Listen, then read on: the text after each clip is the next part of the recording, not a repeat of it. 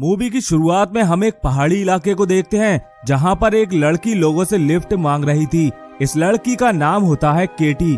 थोड़ी देर बाद वहां से एक ट्रक वाला गुजरता है, वो केटी को लिफ्ट दे देता है। इसके बाद केटी अपना सामान रखकर उस ड्राइवर के साथ जाने लगती है। थोड़ी देर बाद वो ड्राइवर केटी को गलत तरीके से छूने लगता है। यहाँ पर केटी उस ड्राइवर को कुछ भी नहीं कहती। इसके बाद वो ड्राइवर केटी के साथ जोर जबरदस्ती करने लगता है, मगर फिर भी केटी उससे कुछ भी नहीं कहती और उसके जूते निकालकर और अपना सामान लेकर वहां से भाग जाती है। अब केटी की इस हरकत को देखकर वो ट्रक वाला उस पर काफी गुस्सा करता है, मगर केटी फिर भी वहां से भाग जाती है। अब वहां से जाने के बाद केटी को एक घर दिखाई देता है और वो वहां पर चली जाती है। थोड़ी देर बाद वहां पर उस घर का मालिक जैस आता है। वो केटी को अपने दरवाजे पर बैठा हुआ देखकर काफी हैरान होता है और उससे पूछता है कि तुम कौन हो और यहाँ पर कैसे आई हो, मगर केटी उसकी बातों का कोई भी जवाब नहीं देती, बल्कि और वो उसके साथ फ्लर्ट करने लगती है। अब थोड़ी देर बाद जैस अपनी भैंस का दूध निकालने के लिए वहाँ से चला जाता है, लेकिन वहाँ पर केटी भी आ जाती है और वो जैस से बातें करने लगती है। इसी बीच वो भैंस का दूध भी पीने लगती है। अब बातों बातों में हमें ये पता चलता है कि जैस की एक पत्नी थी जिसका नाम बेली था। वो 15 साल पहले अपने बॉयफ्रेंड के साथ भाग गई थी और जैस को अकेला छोड़ गई। थोड़ी देर बाद केटी जैस को अपने बारे में बताने लगती है, साथ ही वो ये भी बताती है कि वो उसी की बेटी है। इसके बाद वो अपना सामान लेकर अंदर चली जाती है। जैस को जब इस बारे में पता चलता है तो वो काफी हैरान होता है। दरअसल जैस की 2 बेटियां थी जिन्हें बेली अपने साथ ले गई थी। अब रात को जब जैस अपनी बेटी के साथ डिनर कर रहा होता है, तब कैट उसे बताती है कि उसकी मॉम बेली की तबीयत कुछ ज्यादा ठीक नहीं रहती। साथ ही वो ये भी बताती है कि वो कम उम्र में ही प्रेग्नेंट हो गई थी और अभी कुछ महीनों पहले ही उसने एक बच्चे को जन्म दिया है। साथ ही वो ये भी कहती है कि जिस लड़के ने उसे प्रेग्नेंट किया था वो अभी तक उसे और अपनी बेटी को देखने भी नहीं आया। अब कैट की ये सब बातें सुनकर जैस उसे यहाँ से जाने के लिए कहता है, मगर केटी किसी तरह इमोशनल होकर उससे एक रात यहाँ पर रुकने के लिए राजी कर लेती है। रात को जब केटी अपने कपड़े बदल रही होती है, तब चुपके से जैस उसे देख लेता है। अगली सुबह हम कैट को एक माइन के पास देखते हैं। तभी जैस उसके पास आता है और उससे वहाँ से जाने के लिए कहता है। अब इनकी बातों से हमें ये पता चलता है कि जैस उस माइन का गार्ड है। तभी केटी जैस से कहती है कि इस माइन में इतना सिल्वर है जिसे बेचकर हम काफी अमीर हो सकते हैं। अब केटी की ये बात सुनकर जैस उस पर काफी नाराज होने लगता है और उसे यहाँ से जाने के लिए कहता है। तभी केटी जैस से कहती है कि जिस लड़के ने उसे प्रेग्नेंट किया था उसका नाम जॉस है और वही इस माइन का मालिक है, तो इस हिसाब से मैं और मेरा बेटा भी इस माइन के मालिक हुए। अब ये बात सुनकर जॉस को काफी शौक लगता है, मगर वो फिर भी उससे कुछ भी नहीं कहता। अगले दिन जॉस केटी को लेकर चर्च में जाता है, जहां फादर केटी की कहानी सभी लोगों को सुनाते हैं, मगर केटी को ये बात बिल्कुल भी पसंद नहीं आती और वो गुस्से से वहां से चली जाती है। अब जॉस उसे रोकने की काफी कोशिश करता है, मगर केटी उसकी बात नहीं सुनती। अब रात को हम देखते हैं कि केटी घर पर भी नहीं आई थी। अगली सुबह जब केटी घर पर आती है तो जैस उससे पूछता है कि तुम सारी रात कहाँ पर थी। इस पर केटी उसे बताती है कि मैं सारी रात अपने दोस्त के यहाँ पर थी। कल जो भी चर्च में हुआ उसकी वजह से केटी जैस से नाराज थी और उससे बात भी नहीं कर रही थी। रात को जब जैस केटी को मनाने के लिए उसके कमरे में जाता है, तब जैस उससे कहता है कि तुम हमेशा के लिए यहीं पर रह सकती हो। साथ ही वो सिल्वर की माइनिंग के लिए भी मान जाता है। अब केटी को जब इस बारे में पता चलता है तो वो जैस के करीब आने की कोशिश करती है, मगर यहाँ पर जैस खुद को रोक लेता है क्योंकि केटी उसकी बेटी थी। अगले दिन ये दोनों माइनिंग करने के लिए गुफा के अंदर जाते हैं, मगर वहाँ पर इनके हाथ कुछ भी नहीं लगता। रात को केटी अपने कमरे में आकर सो जाती है। तभी जैस उसके कमरे में आता है और अपनी बेटी से कहता है कि चलो तुम नहा लो, और उसके लिए पानी गर्म करता है। इसके बाद केटी उसके सामने ही कपड़े निकालकर बाथ टब में बैठ जाती है और उससे मसाज करने के लिए कहती है।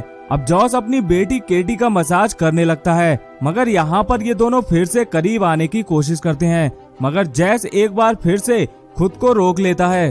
अब अगले दिन ये दोनों गुफा में खुदाई कर रहे होते हैं। तभी इन्हें वहाँ पर बहुत सारा सिल्वर मिलता है, जिसे देखकर ये लोग काफी खुश होते हैं और उसे बाजार में बेचने की बात भी करते हैं। लेकिन इसी बीच हम देखते हैं कि वहाँ पर एक आदमी इन दोनों की बातें सुन रहा था। अगले दिन ये दोनों सारा सिल्वर लेकर बाजार में उसे बेचने के लिए जाते हैं। तभी केटी अपनी शॉपिंग करने के लिए एक शॉप में चली जाती है, उधर जैस सारा सिल्वर बेचकर उसी कपड़ों की दुकान में आता है।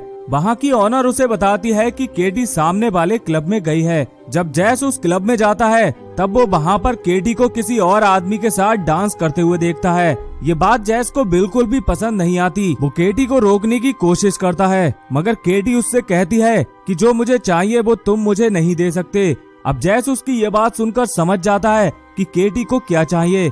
इस पर जैस उससे कहता है कि तुम जैसा कहोगी मैं बिल्कुल वैसा ही करूँगा। अब जैस की ये बात सुनकर केटी रुक जाती है, मगर केटी जिन लोगों के साथ जा रही होती है वो लोग जैस पर हमला कर देते हैं। यहाँ पर इन सभी लोगों में काफी ज्यादा फाइट होती है और आखिर में जैस उन सभी लोगों को मारकर वहाँ से भगा देता है। अब इस लड़ाई की वजह से केटी और जैस को कोर्ट में हाजिर होना पड़ता है और वहाँ पर कुछ फाइन लगाकर इन्हें छोड़ दिया जाता है। जब ये लोग घर पर जाते हैं तो वहाँ पर इनके लिए एक सरप्राइज इंतजार कर रहा था। यहाँ हम ये देख पाते हैं कि केटी की बहन टीना उसका घर पर इंतजार कर रही थी। वो उसके बेटे को भी अपने साथ लेकर आई थी। केटी जब अपने बेटे को जैस से मिलवाती है तो जैस उससे मिले बिना ही घर के अंदर चला जाता है। थोड़ी देर बाद केटी अपना बेटा जैस को कुछ देर के लिए खिलाने के लिए देती है, मगर यहाँ पर हम देखते हैं कि जैस उसके बेटे को काफी अच्छी तरीके से खिला रहा था। तभी टीना कहती है कि जॉस केटी से शादी करने के लिए मान गया है और वो कल आकर केटी को अपने साथ ले जाएगा। अगले दिन जॉस अपनी गाड़ी से केटी के घर पर आता है। यहाँ पर केटी उससे कहती है कि मैं तुमसे शादी करने के लिए बिल्कुल भी इंटरेस्टेड नहीं हूँ। यहाँ पर जॉस उसे काफी मनाने की कोशिश करता है, मगर आखिर में केटी उसकी बात मान जाती है। अब रात को हमें ये पता चलता है कि केटी और जॉस 2 दिन बाद शादी करने वाले हैं। तभी बाहर एक आदमी आता है जिसका नाम टर्नल होता है। वो जैस की एक्स वाइफ बेली का बॉयफ्रेंड है। अब जैसे ही जैस को ये बात पता चलती है वो अपने घर के अंदर से अपनी गन को निकाल लाता है। तभी टर्नल गाड़ी में से उसकी वाइफ बेली को निकालने के लिए कहता है। यहाँ पर वो ये बताता है कि बेली की हालत बहुत ही ज्यादा खराब है, इसीलिए वो सभी लोगों से मिलने के लिए आई है। अब एक एक करके सभी लोग बेली से मिलने के लिए जाते हैं। थोड़ी देर बाद टर्नल बेली से मिलने जाता है और बाकी सभी लोग बाहर उसका इंतजार करते हैं। तभी हमें बेली के चीखने की आवाज आती है। जब सभी लोग अंदर जाकर देखते हैं तब हमें ये पता चलता है कि बेली मर चुकी है। यहाँ पर टर्नल सभी लोगों को बताता है कि बेली ने उस पर हमला किया था, जिसकी वजह से उसे मजबूरी में बेली को मारना पड़ा। अगले दिन बेली का फ्यूनरल हो रहा होता है। तभी हम देखते हैं कि टर्नल वहाँ पर नहीं था। इस पर जैस समझ जाता है कि वो जरूर माइन से सिल्वर निकालने गया होगा। वो अपनी गन को लेकर माइन की तरफ भागता है। वहाँ जॉस देखता है कि टर्नल के पेट पर भी वही बर्थमार्क था जो केटी के बेटे के पेट पर था। इससे वो समझ जाता है कि टर्नल ही उस बच्चे का बाप है। अब कुछ देर इन दोनों में काफी बहस होती है और आखिर में जैस टर्नल को गोली से शूट कर देता है। अब मरते मरते हुए टर्नल उसे बताता है कि केटी तुम्हारी बेटी नहीं है, केटी का बाप मैं हूँ और उस बच्चे का बाप भी मैं हूँ।